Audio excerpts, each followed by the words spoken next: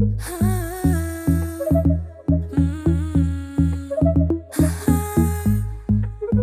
en kıymetlisi acıdandı, yalanmış anladım. Neredesin Pango?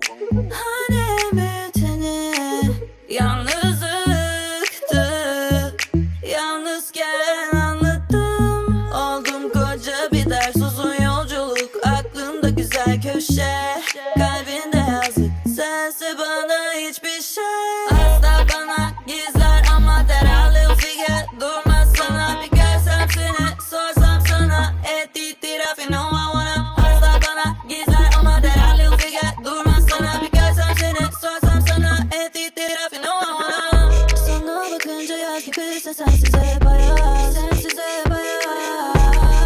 Güneşte benden neden etraf beyaz, etraf beyaz.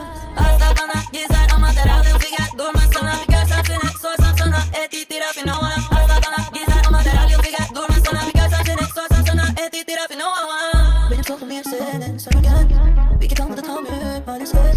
Burası boş çok da soğuk gibi kuzey, İstemem çok da bir şey ben, bir silüet. Gurur bir yavuz daveti bu, yine de gezdim ben dağdan dağda. Her şeyimsin savaştım ama sensiz bana hiçbir şey. Oldum koca bir ders, uzun yolculuk, aklımda güzel köşe, kalbinde yazık, sensiz bana hiçbir şey. Asla bana gizler ama derhal ufige, durmaz sana bir görsem seni,